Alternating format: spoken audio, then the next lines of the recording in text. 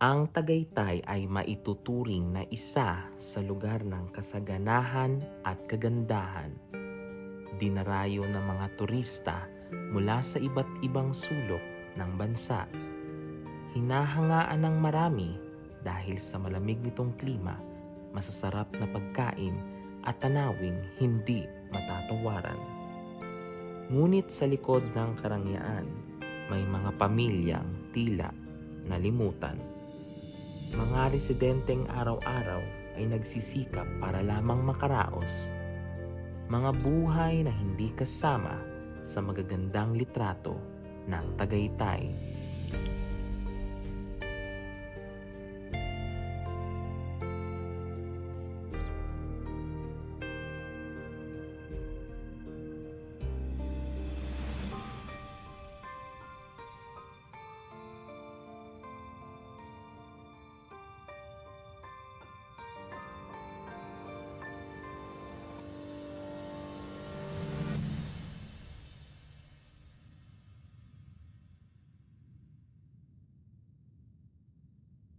Ito ang daan papunta sa isang liblib na baryo dito sa Tagaytay. Makitid, madulas, at sa isang maling hakbang lang, bangin ang huhulugan. Pero para sa mga residente rito, ito ang araw-araw nilang tinatahak. Ang daang ito ay hindi basta-basta. Sa panahon ng tag-ulan, lalo itong nagiging madulas, kaya mas lalong delikado para sa mga bata at matatanda.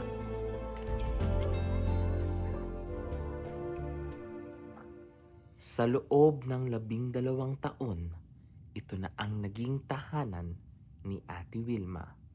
Isang maliit na barong-barong na nakatayo sa gilid ng bangin, tinutulak ng pangarap ngunit hinahadlangan ng kahirapan. Saan po kayo nakatira dati noong hindi pa po kayo nandito? Dati diyan sa One Bagger, ang anak ko pa lang yung panganay. Nangungupahan din po kami. Tapos po, yun po. Tas palipat-lipat din po ng bahay. Napunta kami sa Bulalo din. Lumipat din kami. Dito na kami lumipat sa Bagong Silang. Paano po ang kapag may bagyuhan dati kung kumot po ang inyong dingding? Ano po, yung matibay naman yung hindi naman hindi pa naman dumadating yung bagyo eh. Pero ngayon po, kapag may bagyo katulad nito na sobrang ulan, madulas po ang daan. Po, piyas, tapos siyempre yung dyan, napasok din yung tubig dyan. Basa din po kami kasi gawang piyas din ng ulan, ambon. Yung pag malakas ang ulan yan, hangin, piyas na, minsan yung tubig napasok din dyan. Yun dyan sa loob. Sa bawat bagyong dumarating, hindi lang ulan at hangin ang kanilang kinatatakutan, kundi ang posibilidad na sa isang iglap, guguho ang lahat. Sa gabing may unos, mahigpit nilang niyayakap ang isa't isa, nagdarasal na sana bukas may masisilungan pa sila. Ano po yung pinakamahirap na naranasan niyo dito po nung tumira kayo dito?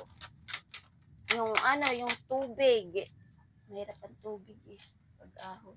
Pero nung matagal na, nasanay na kami. Di po kayo napapagod kasi ang tarik po ng daan, tapos madulas. Napapagod po kasi madulas. Tiis-tiis kasi walang maanuhan eh.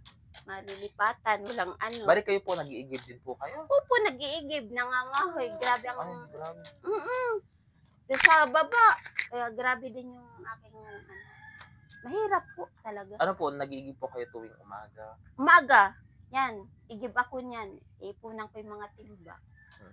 Mahirap po, paahon. Paano po kapag sobrang lakas po ng ulan?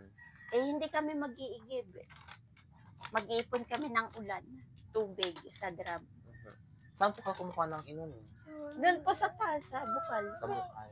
Doon sa taas. Yun nga po, paano po kapag sobrang lakas na ng ulan, paano kayo iinom ng tubig? Nag-iipon na. Eh, Sa kabila ng kasaganahan ng turismo, may mga pamilyang walang sapat na supply ng malinis na tubig. Araw-araw, kailangan nilang bumaba sa ilog o pumunta sa bukal upang mag-igib, isang gawaing delikado at nakakapagod. Sobrang dulas at tarik ng daan pababa sa ilog.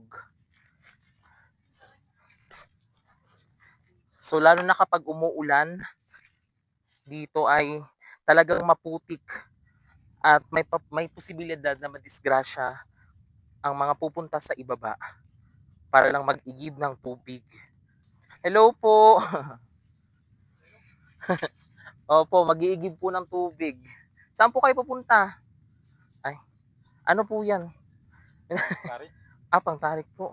Para may Kayo po ay nangangahoy? Sige po. Pinuntahan ng aking team ang ilog na araw-araw na tinutungo ng mga bata upang mag-igib ng tubig. Sinubukan naming mag-igib at doon namin naramdaman ang hirap. Mabigat, mahirap at nangangailangan ng lakas at tiyaga. Pero para sa mga batang ito, isa lang itong bahagi ng kanilang araw-araw na buhay. Isang responsibilidad na kanilang tinanggap ng may tapang at walang reklamo. So ito yung sinasabing ilog na pinagliliguan nila at pinag-iigiban ng tubig. So kung mapapansin nyo ay talagang ang daming mga tuyong dahon. May mga plastic pa rito. Hindi naman kayo umiinom dito, no? Umiinom kayo rito? Ayan. Para nag-iigib. Hopya. Ayan. Ayan. So dito sa bandang to, dito nila sinasahod yung mga timba, mga galon na pinag-iigiban nila ng tubig. So mapapansin nyo merong mga damit, mga balat ng shampoo, at meron pang bote doon sa gilid. So, sabi ng mga bata, hindi naman daw sila dito umiinom. So, maganda na rin na hindi. Ito na. Habang ang ibang bata ay naglalaro o nag-aaral, ang mga batang ito ay gumugugol ng kanilang oras sa pag-iigib ng tubig. Sa mura nilang edad, pasanan nila ang bigat ng responsibilidad para sa kanilang pamilya. So, dito kayo naliligo at nag-iigib? Opo. Oh, hindi kayo nabibigatan sa mga dala-dala ninyong ganito? Kaya nyo? Kaya nyo naman. Opo. Anong oras kayo naliligo dito kapag may pasok kayo? Maaga po. Maaga kayo nagising. Tapos, yung tarik ng bundok ay binabaybay niyo pababa. Opo. Grabe. Anong gusto mo maging? Ano po sa Sundalo. Ikaw, anong gusto mo maging? police po? Bakit gusto mo maging pulis? Mahilig po ako sa barila. Ikaw, ba't gusto mo magsundalo? Ay, hindi mo alam. Oo, so, pagpatuloy nyo lang yan at mag-aral kayong mabuti ha, para at least makaahon sa hirap ng buhay. Ang bigat ng tubig sa kanilang mga kamay ay hindi hadlang sa bigat ng kanilang pangarap. Sa kabila ng hirap, hindi sila sumusuko dahil para sa kanila, ang bawat hakbang pabalik mula sa ilog ay isa ring hakbang palapit sa mas magandang kinabukasan. Mahigit 6 na taon nang naninirahan dito ang pamilya ni Jasper. Isang tahanang itinayo sa tiyaga sa kabila ng kawalan ng kasiguruhan. Nakapanayam namin ang kanyang ina na si Ate Alma na tulad ng marami rito ay araw-araw na hinaharap ang hamon ng buhay. Ano po ang mga hirap na nararasan po ninyo dahil ganito ang sitwasyon ng inyong lugar? Malayo po at mahirap puntahan. Grabe talagang hirap. Tiis lang. Tiis lang talaga. Minsan walang trabaho yung asawa ko. Ay, yun lang nga po, tiyaga-tiyaga lang mga anak ko napasok na ano. Minsan hindi makakapasok, walang makain. Minsan walang trabaho ang asawa ko, minsan may sakit. Yun po ang problema doon, siya naman kasi po ang naghanap buhay.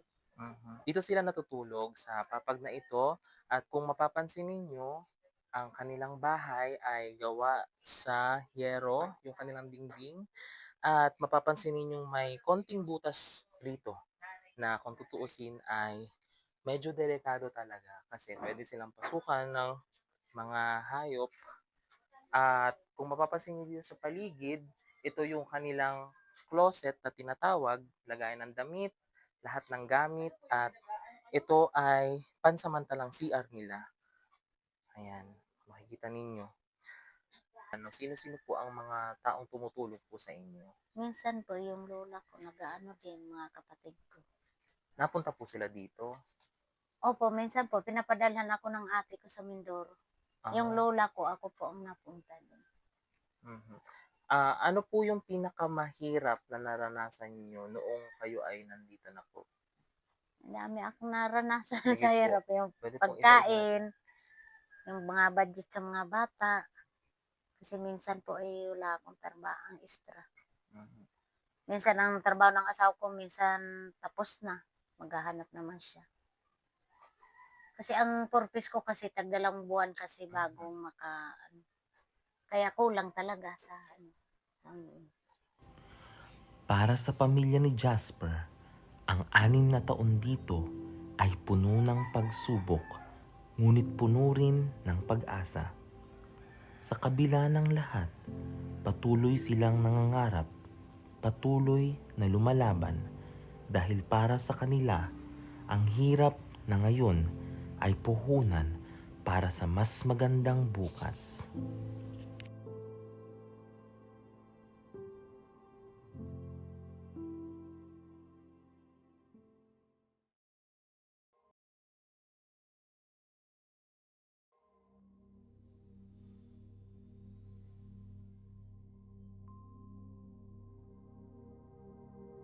Sa ikalawa naming pagbabalik, hindi sumang-ayon ang panahon sa amin. Bumuhos ang ulan, lumambot ang lupa at ang daan na dati nang madulas, ngayoy bitag na handang lumamon ng sinumang madadapa. So ngayon, bumalik kami sa bahay ni Ate Alma at ni Ate Wilma. Kung mapapansin nyo, sobrang lakas talaga ng hangin dito at may kaunting ambon. Sobrang dulas din ng daan at sa isang maling hakbang mo lamang, pwede kang mahulog sa bangin. Bawat hakbang ay may kasamang takot. Bawat pagdulas ay paalala kung gaano kahirap ang buhay ng mga residenteng araw-araw itong tinatahak. Sa bawat patak ng ulan, ramdam namin ang bigat ng kanilang realidad.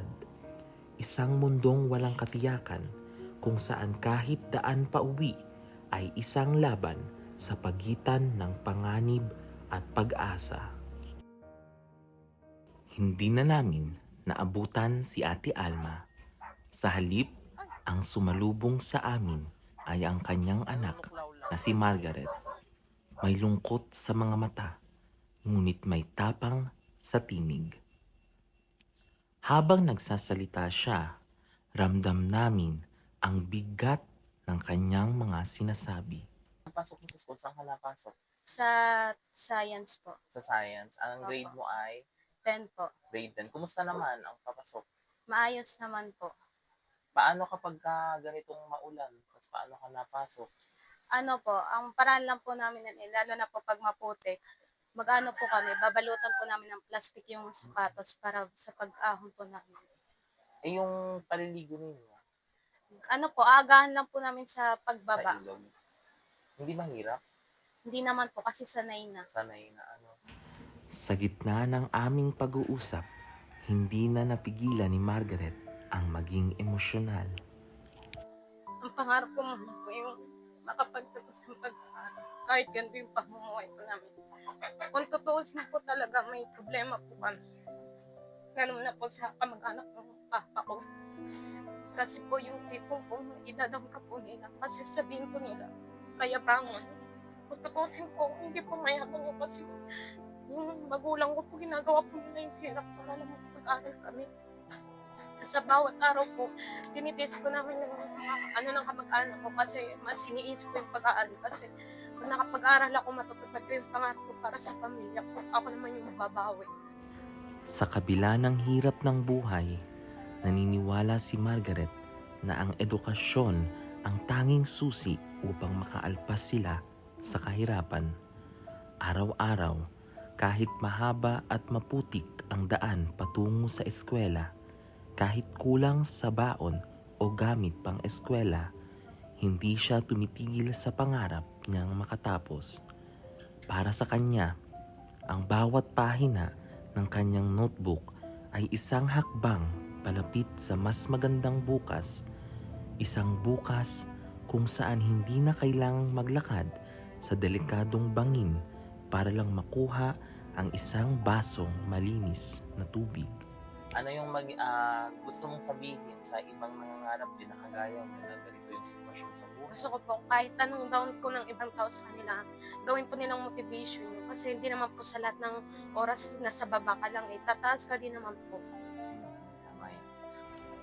Sa kabila ng lahat ng pagsubok, isang bagay ang hindi nawala kina Ate Wilma at Margaret, ang kanilang pananalig sa Diyos.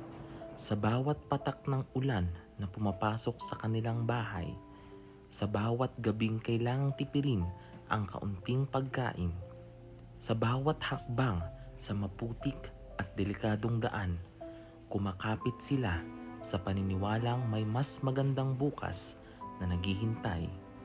Para sa kanila, hindi lang ito basta pagtitiis, ito ay isang pagsubok na kailangang malagpasan dahil may Diyos na nagbibigay ng lakas at pag-asa.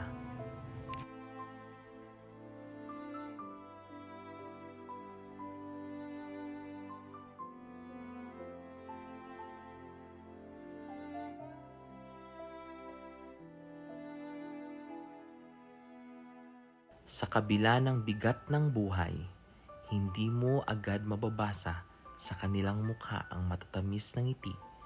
Parang kayang pagaanin ng simpleng tawa ang bigat ng kanilang dinadala.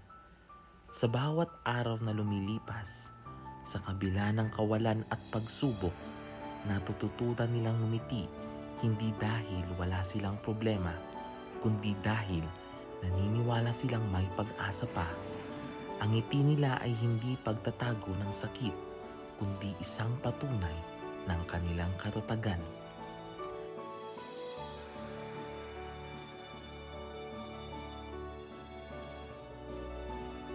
Ganito ang diwa ng Pilipino.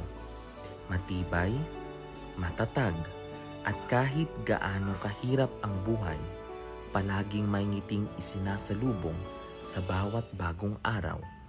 Umaasang balang araw, hindi na sila mananatili sa anino.